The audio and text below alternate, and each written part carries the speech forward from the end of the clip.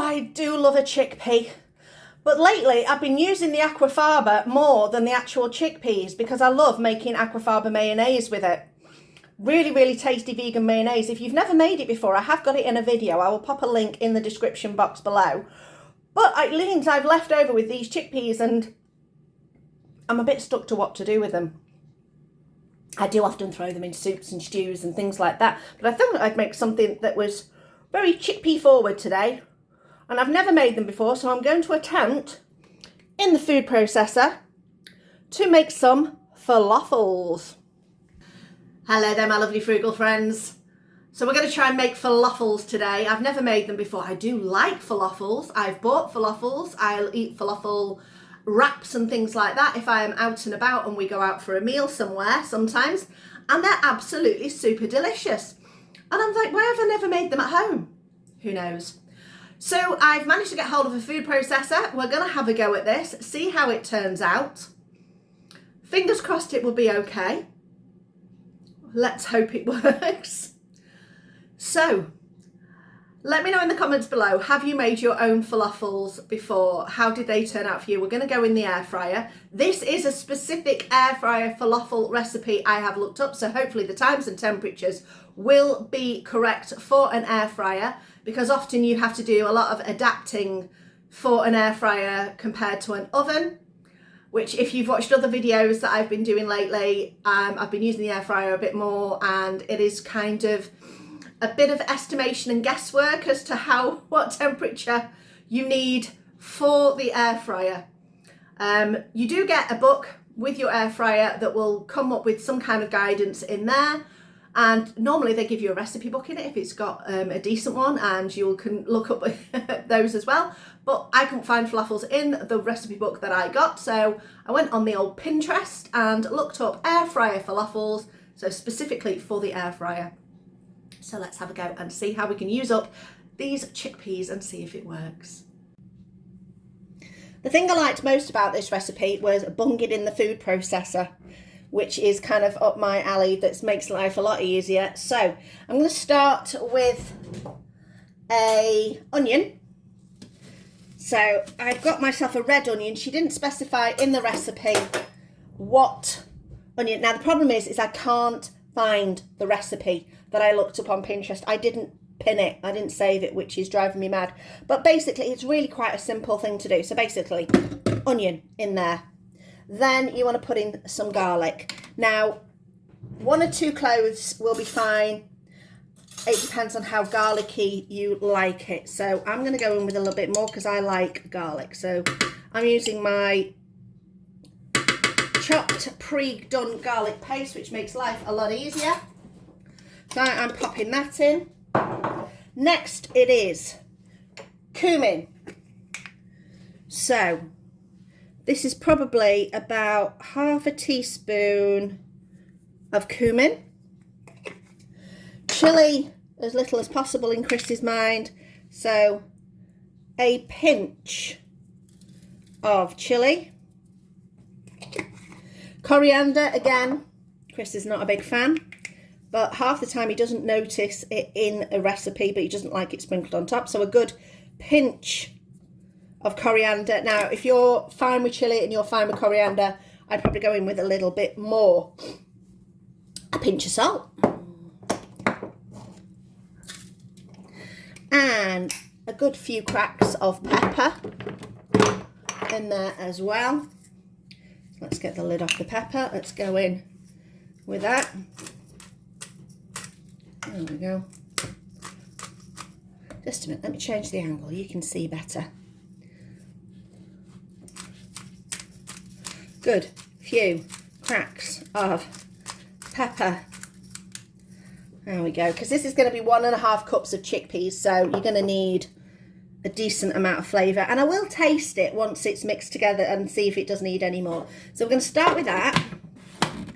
Give that a little bit of a blitz and see what happens.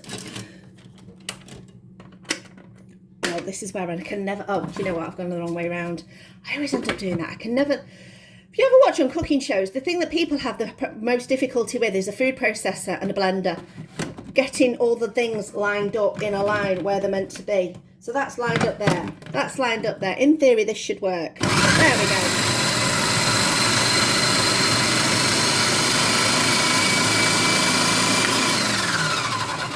That didn't take too long.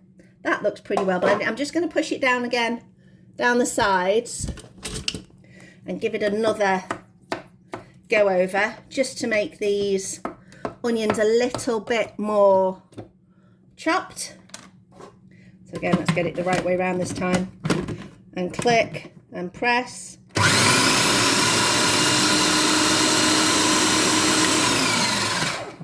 There we go. That looks better. Push it down. And 1.5 cups of chickpeas. So let's see how much that works out from the tin. So that's 1.5. So about a tin of chickpeas. So I've still got a tin of chickpeas left. I'll have to think what to do with those. You can freeze them. I might do that. So that goes in there. That goes in there. We're going to blend again. We also need to put in some flour and baking powder. So let me get my baking powder out. Ready. Okay. So let's blitz this and see how we do.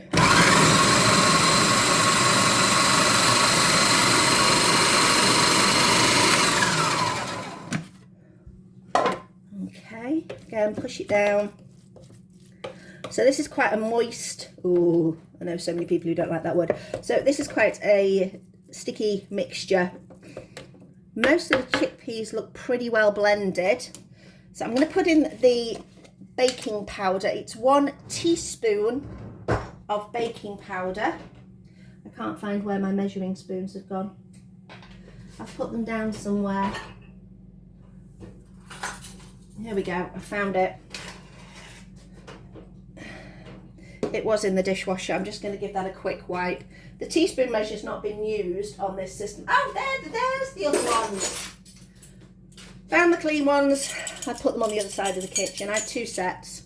So 1 teaspoon of baking powder and 4 tablespoons of flour. So let's get the flour over there.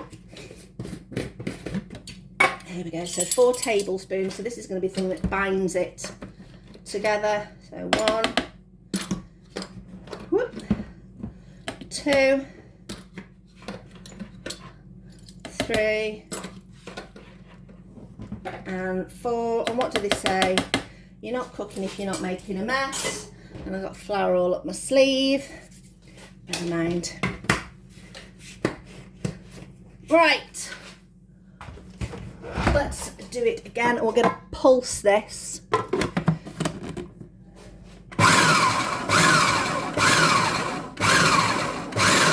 I don't want to over mix it. I just want to mix it enough so that the flour's incorporated. That should do it. That looks pretty good. Again, just give the sides a bit of a scrape to get all that mix in. Right, there's a little bit of flour that's still on top, so I'm just going to pulse it again a couple more times. That looks good.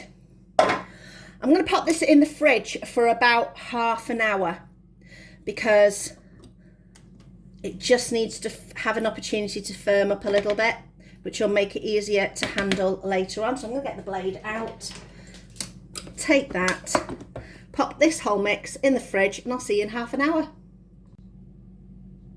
These have been in the fridge for just over half an hour, and I did taste it before. I didn't do it on camera, I completely forgot, but I tasted it just before I went in the fridge and it was absolutely fine. The cumin came through nicely, the heat was there but not too much. It didn't come till like nearer to the end of the chew, but absolutely fine. No, not overwhelming in flavours for Chris. So next job is to ball them up. I would love it if I had a cute little ice cream scoop so I could just use that and scoop it.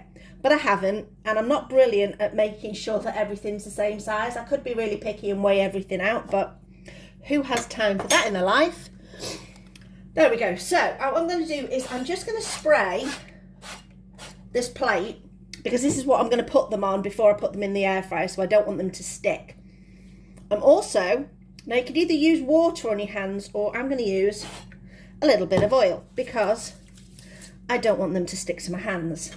So next thing is get out a scoop of your mix and gently, it's quite a delicate mix, it's not firmed up like massively, so I don't know whether these are going to end up staying in really good ball shapes or whether they're going to end up being flat falafels. I mean, you could do them like that anyway. Let's do an experiment. Let's do some flat ones and let's see if I can get some to stay in balls. We shall have to see. So there is a ball, but I'm wondering if it's just going to go and flatten down. So I'm going to carry on rolling all these out gently and delicately, still getting a little bit sticky on my hands. I'm going to preheat the air fryer on 180. So I'm not going to do that quite yet because it doesn't take that long to preheat, but that's what I'm going to do. So we'll get to that in a moment. So I've set the air fryer to a preheat, but I just want to talk about these. So they're roughly the same size. That's my slightly flat one. Now, if you look at these, there's a slight texture difference to them. Say, for example, that one compared to, say, that one at the back. So I started off doing it using oil on my hands, and they still were a little bit sticky. So I rinsed my hands and went to do it with water, but then it created a slightly smoother exterior. The water was easier to deal with, but I quite like the texture of these ones where they're a little bit more sticky. So I don't know. So I'm going to spray these with oil before I even go into the air fryer. Hopefully I'll be able to fit all of these in because we've got a pretty decent size air fryer. We're just waiting for it now to finish the preheat. So I've put it on a 180C. The recipe that I got says 14 minutes, put them about 1 inch apart. So hopefully, like I say, we'll be able to fit them all in. So we'll just wait for the air fryer to get to temperature and we'll get going. Okay, we've beeped, we're beeping. So I just need to take this out. Carefully pop these off here, on there. Let's see if we can, how many we can fit in. It says about 1 inch apart. So I'm just kind of guesstimating again. There we go. Like I say, I would like to be able to fit them all in to be able to save me doing a double duty on the air fryer. I could be a bit naughty and put them a bit closer together. We might fit. Ooh. Do you know, I'm going to be a little bit naughty and put them a little bit closer together. Don't tell me off too much. They shouldn't expand massively, but I think it's probably due more. What do you think? Can I get away with that? I think it's more to do with the fact that you don't want them to, you just want the airflow to go around them. So there we go, that started 14 minutes. Let's see what happens. I've just had the beep. I've not looked at these. Let's have a look. Oh, they've puffed up a little bit. So the baking powder does make them puff up. They're not stuck together. I think I might have a little bit of, no stickage really. Oh, they look good. Although, can you see what's happened? Because of the holes at the bottom of the air fryer, it's slightly sunk through. Let's have a look at this one. Oh, that's quite funny. Okay, so I think what I'll probably do next time is maybe put them on a piece of parchment or a little bit of foil or something in there. But they look really, really cute. Oh, that one's stuck because it's gone through a little bit more. Okay, live and learn, lesson, you know, it's all about lessons in this, especially when it's the first time making something. So I'm going to put these on a little tray. I've just got a little thing there to pop them on just to cool down. I'm not going to eat them while they're hot. I don't tend to eat falafels when they are screaming hot. Straight out of the air fryer. I want to wait for them to cool down a little bit. There we go. So how many did we get? We got 10, 14. That's not too bad. They've got a lovely crisp outside.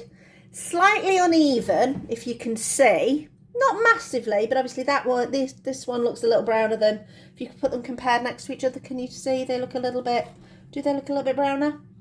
Maybe very slightly, not too bad. A little bit of variation in size, and obviously some of them did flatten slightly, which is the one from, which was the actual flattened one. Oh, that was the flattened one. So it's flattened but puffed up, so they're not looking too dissimilar to each other. So I'm quite impressed with those. So I'll give them maybe 10 minutes just to cool off, and then we'll come back and do a bit of a taste.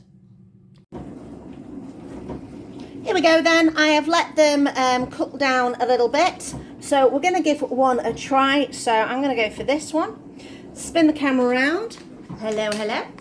There we go. Oh, just a minute. Can you hear kadunk? Kadunk. Dishwasher's on. Let me just turn that off for a second. You can't have the dishwasher on while I'm trying to talk to you. Right, so we're going to have a try of these. Mmm. Mmm. They're lovely and light. Mmm. I've got all, in fact, the spices seem to be a little bit more intense now than they did when I tested the raw mixture. I say raw, nothing, you know, uncooked in there as such, you know, that you can't have. So just keep an eye on your spice mixtures. Maybe don't worry that you think you're a bit under-seasoned there, because it's going to come out a little bit more in this. These are delicious. I will definitely be making these again. Mmm. And they smell so, so nice, and they're lovely inside. I am quite impressed. So, chickpeas to falafel. Easy enough to do, nice and simple in the food processor. Let me know in the comments below, do you make falafels? Do you like falafels? I love falafels. I think we might have these for tea in some kind of, oh, now what did we get the other day? Not that long ago. Right, we had a Too Good To Go box. I don't know if you saw it. If you haven't, have a look out for that. That's a few videos ago. And we got some naan bread in there, but it was like naan sandwich bread. So they're approximately that sort of size square. What's that? About 10 centimetres squared. And we could make some nice little falafel sandwiches on that with some crunchy cabbage or something like that. I'll have to have a look. Maybe some of the carrots that we got in that Too Good To Go box as well, because we've got plenty of those. I'll have to have a look and see. Thanks for watching. I hope you enjoyed this video. Never mind my taste buds kind of kicking off and thinking about what I'm going to have for tea. Thanks for watching, as I just said, and I'll see you next time.